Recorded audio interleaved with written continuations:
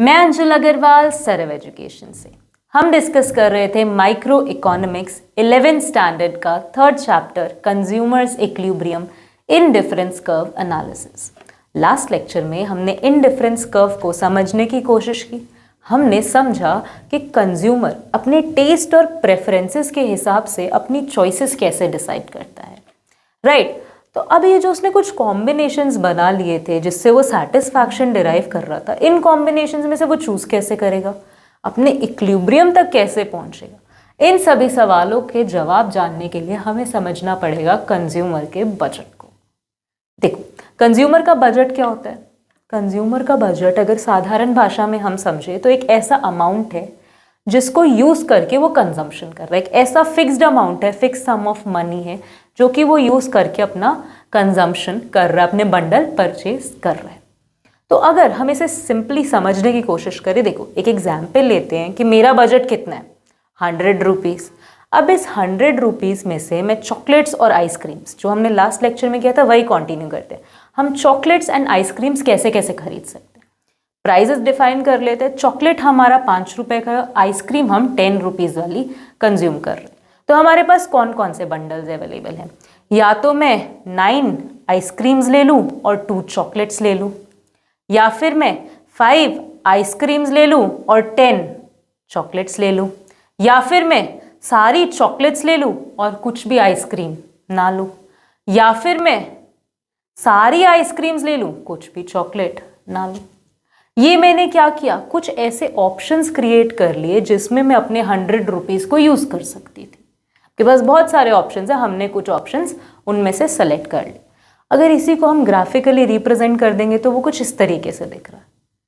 हाँ, तो अब ये जो लाइन है, ये जो आपको ग्राफिकली हमने जब इन पॉइंट्स को ज्वाइन किया, ये जो लाइन आपके सामने आई, ये आपको क्या दिखा रही है? ये वो सारे पॉइंट्स हैं जहाँ पर आप अपना बजट फुली यूटिलाइज कर रहे हो।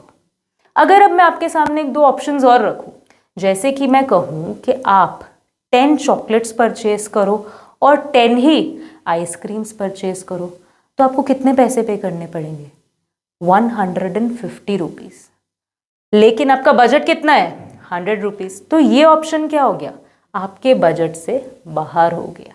ऐसे ही अगर हम एक और ऑप्शन लें कि फॉर एग्जाम्पल आप कितनी चॉकलेट्स ले रहे हो? 1 चॉकलेट ले रहे हो। और आप कितनी आइसक्रीम्स ले रहे हो? 1 आइसक्रीम ले रहे हो। तो आपने कितने रुपीज स्पेंड किए?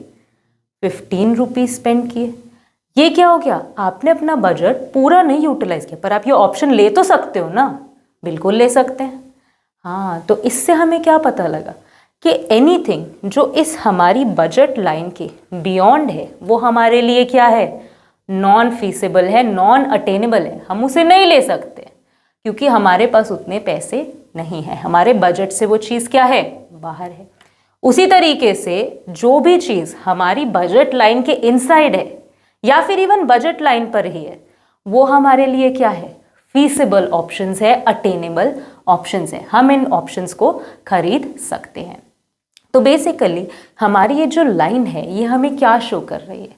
ये हमें शो कर रही है बजट कंस्ट्रेंट, यानी कि एक कंस्ट्रेंट का मतलब होता है रुकावट, यानी कि वो हमें हमारे बजट से होने वाली रुकावट दिखा रही है कि आपके पास अगर 100 रुपये हैं तो आप 100 रुपये के अंदर वाले और 100 रुपये तक सारे ऑप्शंस क्या कर सकते हो? परचेज कर सकते हो। आप 10 रुपीज़ की चीज़ ले सकते हो, 20, 30, 40, 50, 100 रुपीज़ तक आप चीज़ें परचेज कर सकते हो।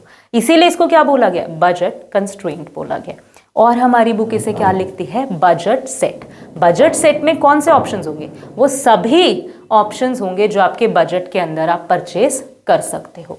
और बजट सेट से जो चीज़ें बाहर हो जाएंगी, बजट कंस्ट्रेंट से जो चीज़ें बियॉन्ड हो जाएंगी, वो चीज़ आपके लिए असेसिबल नहीं है। आप उन चीज़ों को परचेज नहीं कर सकते। इतना हमें बिल्कुल समझ आ गया कि बजट लाइन हमें क्या शो कर रही है? ऐसे कॉम्बिनेशन शो कर रही है हमारे बजट के अंदर जहाँ पर हम अपना फुल बजट क्या कर रहे हैं? यूटिलाइज कर रहे हैं। जो भी ऑप्शंस आपको इस लाइन के ऊपर देखने को मिल रहे हैं, यहाँ पर मैं अपने 100 रुपीज़ के 100 रुपीज़ स्पेंड कर दे रही हूँ। इतनी बात हमें बिल्कुल समझ आ गई है।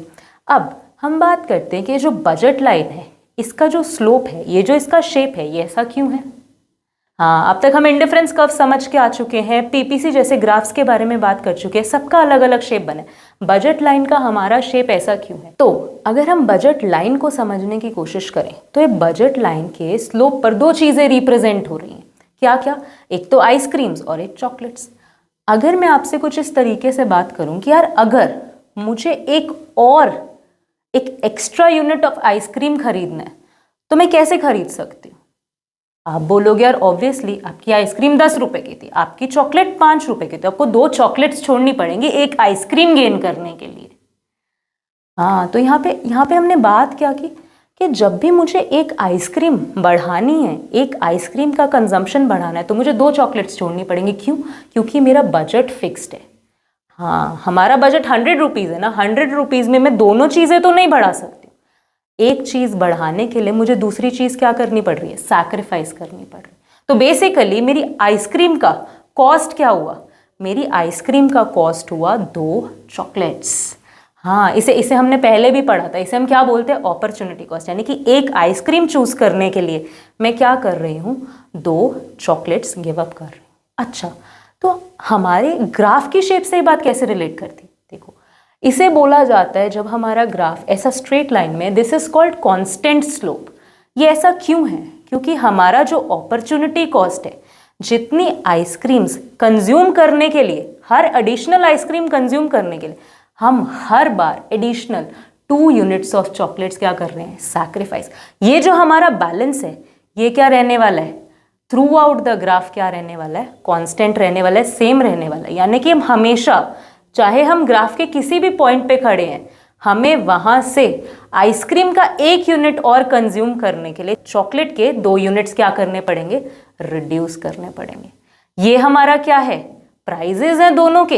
एक प्राइस 10 रुपीज़ है, 2 चॉकलेट का प्राइस क्या? 5 रुपीज़। तो ये 10 रुपीज़ वाली आइटम तक पहुंचने के लिए हमें 2 5 रुपीज़ वाली आइटम्स क्या करनी पड़ेंगी? गिव अप करनी पड़ेंगी। अच्छा, तो हम कह रहे हैं कि इसमें चेंज क्यों नहीं आता? ये कॉन्स्टेंट क्यों है? क्योंकि जो हमारे मार्केट में इन चीज़ों के प्राइजेज हैं वो फिक्स्ड है। अगर मैं बात करूं यार व्हाट इफ प्राइस में चेंज आ जाए, तो हमारे ग्राफ में क्या आ जाएगा? डेफिनेटली चेंज आ जाएगा। उसके बारे में भी हम आगे बात करेंगे। लेकिन अब हम आईसी से अगर इसे रिलेट करें, आईसी में हमने क्या किया था? आईसी में जब भी हम आगे आगे आगे मूव ऑन कर रहे थे, एक कॉम्बिनेशन से दूसरे कॉम्बिनेशन की तरफ जा रहे थे, तो हम जो लूज कर रहे थे, जो सैक्रिफाइस कर रहे थे, वो हम कम करना चाहते थे। राइट और रॉन्ग? लेकिन बजट के कर्व में क्या हो रहा है? बजट के कर्व में आपका ये जो लाइन है ये कॉन्स्टेंटली, यानी कि जो यूनिट्स आप सैक्रिफाइस कर रहे हो गेन करने के लिए, वो क्या रहने वाला है? कॉन्स्टेंट। आप हमेशा 2 ही चॉकलेट सैक्रिफाइस कर रहे हो एक आइसक्रीम को गेन करने के लिए। इसीलिए हमारा जो ये बजट लाइन है इसका शेप क्या है? स्ट्रेट लाइन है और ये कॉन्स्टेंट स्लोप है। इतनी बात हमें बिल्कुल समझ में आ गई है कि बजट लाइन क्या होता है और इसका स्लोप कैसे फंक्शन करता है। अब हम बात करेंगे बजट लाइन में शिफ्ट की। एक सिचुएशन इमेजिन करते हैं। देखो, फॉर एग्जाम्पल आप जहाँ काम कर रहे थे उसके साथ साथ आपने एक और काम करना शुरू कर दिया। आपके जेब में पहले जो 100 रुपये थे अब वो बढ़कर कितने हो गए? 150 हो गए। इस केस में आपका बजट बेटर हो गया।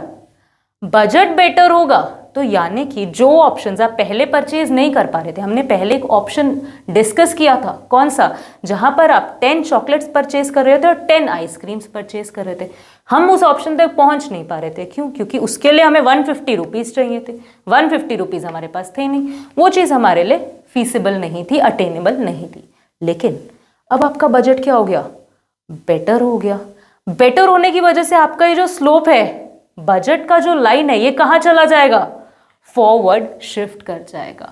हाँ, तो जो चीज पहले आपके बजट में नहीं थी अब वो चीज आपके बजट में आ गई। तो बेसिकली हमारी बजट लाइन फॉरवर्ड शिफ्ट कर सकती है और ज्यादा ऑप्शंस हमारी बजट लाइन में आ सकते हैं अगर हमारा बजट बेटर हो जाए। ऐसे ही फॉर एग्जाम्पल अगर हम ऐसा कुछ इमेजिन करें कि हमारा जो एग्जिस्टिंग बजट है किसी वजह से ये रिड्यूस होकर अब 80 रुपीज़ का हो गया। पहले हमारा बजट था 100 रुपीज़, अब हमारा बजट हो गया 80 रुपीज़। उस केस में हमारे पास जो अवेलेबल कॉम्बिनेशंस थे वो भी तो कम हो जाएंगे। अब हम 100 रुपीज़ की चीज़ अफोर्ड ही नहीं कर सकते। तो बेसिकली इस केस में क्या हुआ, हमारा बजट लाइन बैकवर्ड शिफ्ट कर गया। ये था हमारे बजट लाइन का शिफ्ट करना, किस वजह से, अगर हमारे बजट में कोई चेंज आ जाए। लेकिन अगर मैं आपको एक और सिचुएशन इमेजिन करने बोलूँ, फॉर एग्जाम्पल जो आपकी चॉकलेट 5 रुपीज़ की थी वो चेंज होकर 2.5 रुपीज़ की हो गई, सस्ती हो गई आपकी चॉकलेट।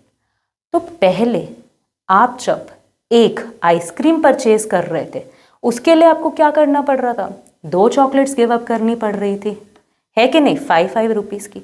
लेकिन अब अगर आपको एक और आइसक्रीम परचेज करनी है तो आपको कितनी चॉकलेट्स गिव अप करनी पड़ेंगी, 2.5, 2.5, 2.5 एंड 2.5, यानी कि 4 चॉकलेट्स आपको क्या करनी पड़ेंगी, गिव अप करनी पड़ेंगी। तो बेसिकली जब ऐसा होगा तब हमारी बजट लाइन में क्या शिफ्ट आएगा, ये हमारी बजट लाइन है। यहाँ पर ये जो हमारा ऑलरेडी एग्जिस्टिंग ग्राफ है ये चॉकलेट की डायरेक्शन से अपवर्ड शिफ्ट कर जाएगा। रीजन बीइंग कि अब गिवन मनी में 100 रुपीज़ में हम उतने ही अमाउंट ऑफ आइसक्रीम्स खरीद सकते हैं, से 10 आइसक्रीम्स। लेकिन जो हम पहले 20 चॉकलेट्स खरीद पा रहे थे 100 रुपीज़ को यूज़ करके, अब हम 20 की जगह कितनी चॉकलेट्स खरीद सकते हैं, 40 चॉकलेट्स। तो बेसिकली हमारी बजट लाइन में क्या फ़र्क पड़ेगा, हमारी बजट लाइन फॉरवर्ड शिफ्ट कर जाएगी, अपवर्ड शिफ्ट कर जाएगी सिर्फ चॉकलेट्स के लिए। तो अब हम इससे समझ सकते हैं कि हमारी बजट लाइन के साथ क्या होगा अगर प्राइस डिक्रीज करने की जगह किसी कमोडिटी का क्या कर जाए, इंक्रीज कर जाए।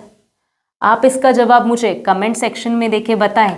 एंड बजट हमें आई होप बिल्कुल क्लियर हो गया होगा, कैसे एक बजट लाइन शिफ्ट कर सकती है, बजट लाइन का मतलब क्या होता है, कैसे बजट कंस्ट्रेंट हमें रोकता है बियॉन्ड द बजट कंजम्पशन करने से, विच इज़ नॉट पॉसिबल, कौन सा एरिया फीसिबल है, कौन सा एरिया नॉन फीसिबल है। आई होप हमें सब टॉपिक्स बिल्कुल क्लियर हो गए होंगे। नेक्स्ट लेक्चर में हम रिलेट करेंगे इन डिफरेंस कर्व में जो भी हम समझें और बजट लाइन से जो भी हम समझें, और फाइंड करेंगे कि कंज्यूमर अपने इक्विलिब्रियम पॉइंट तक कैसे पहुंचेगा। मिलते हैं नेक्स्ट लेक्चर में, तब तक के लिए have a good day, keep learning, bye bye guys.